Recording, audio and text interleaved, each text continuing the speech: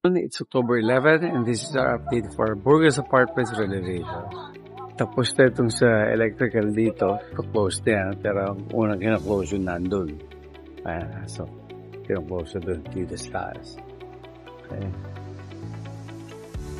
Itong computer shop, tinurn over na natin ito sa may-ari kahapon. So, sila nang bahalang gumagawa ngayon sa loob ngayon. Ito, bagong install screen, pero pinapapalitan ko. Ang pangit eh. May mga gas-gas. Kaya natin. Ayan. Ginagawa na yung electrical. Okay. Ayan o. So, tapos na turn over na natin to. Ginagawa na yung electrical naman. Susunod yung mga computers lalagay na. Pag ready na yung electrical niya. Ito ang ganda. Ganda yung light na lang iniintay natin siya. Ito. Tapos na rin to. Ano na lang yan. Yun na second coat. Okay lahat yan. All are working. Ito lalagyan na lang. Ginagawa na yung box para dito. Kita nyo ang ganda na ginawa na lang may-ari. Kinlad na lang nila. Okay. First CCTV. Dito sa likod. Nalagyan na ng screen. Ganda. So, ito pinapalagyan ko pa ng tubular kasi ayoko na ganyan na pwede pumasok yung ipis. Ito yung pinto dito, pinapagawa na natin sa taas. So, sasarado na yan. In-order lang natin yung yung duct. Yung duct from there, lalabas dito yung duct. So, kasi dito open naman to. Pwede naman dyan yung sa duct. Okay, ito ayusin din ng kisame dyan. Ito, aluminum door nilagyan na. So, kahit bukas ito, may ventilation dito. Hindi kailangan ng aircon. Ginagawa na yung sa kuryente para dito. Sa water. Inaayos ang kuryente. Dito, inaayos yung kisame para hindi kita yung mga linya ng kuryente. Hindi pwede lalabas yung mga linya. Okay. So, yung tayo.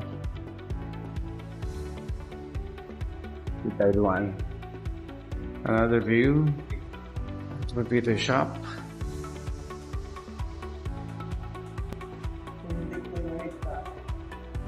Ayan, sarado na. Itong ilaw nakalagay na yan. Gumagana na yun sa 4-way switch. Ito ikakapit na rin. Para may ilaw nito. Susunod doon naman. Dito, inaayos din yung case mo dyan. Dito, I think tapos na ito eh. Finishing na lang ito. Ito, na-reinforce yan, no? Nalagyan natin ang reinforcement dito sa baba. Tapos sinarado na rin natin. Tapos dito naman sa kabila, pinagawa natin. Pinabakbak ko lahat yan. Nalagyan ng waterproofing. At saka nalagyan ng merong Sahara. So talagang hindi napapasok ang tubig dyan.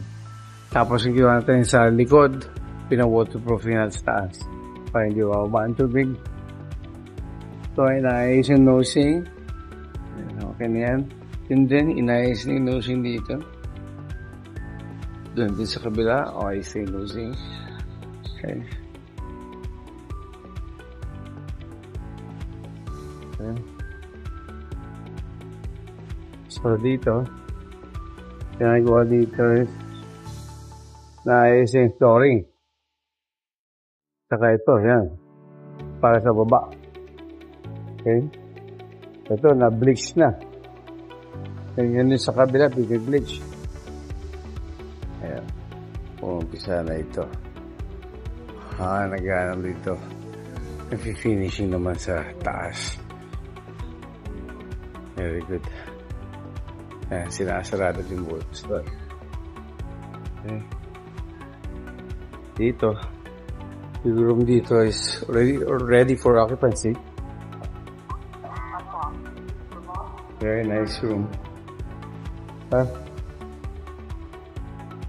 Ayan, no? Very nice. Ayan. Room natin. Ganda. Linis na. CR dyan. Okay na rin. Very nice. Ganda yung room.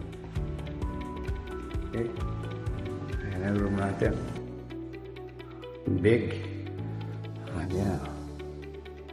Ganda. Okay. Ayan.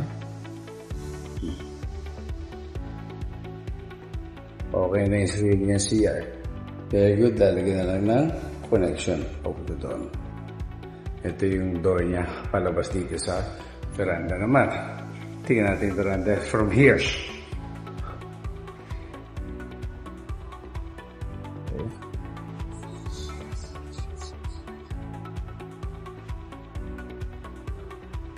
Itong room na ito is also ready for occupancy. Pero temporarily mga things natin nandyan. Nakita natin ito in another video. Ito si finish na lang yan. Very sturdy. Ganda. Dito, of course, itong ating CR. This is one of 3 common CRs. Ito, ginagawa natin. Ano, railing. Isa na yung railing natin. Very nice. Ito naman, yung ating kwarto. Oh, nice. Ganda. Ayun. Nabuhusan na tayo doon? Buhus na tayo? Okay. Nice. Ayan, oh. Ganda. Ganda. Ang bilis. Ang bilis. Dito naman gagawin na yung mga railings dito. Hintayin niyo yan. Ganda yan. Yan. This is ito yung common CR number 2. Yung isa, common CR number 1. And then we have another CR sa baba. Common CR number 3. So, nice. Yan ang railing yan. Dito, all the way hanggang doon. Tapos, itong ating i-extend yan. Diyan, kaya meron tayong mga pillars. Alright, so today is October 11, and this is the update for our Burgess Apartments renovation. Till next time.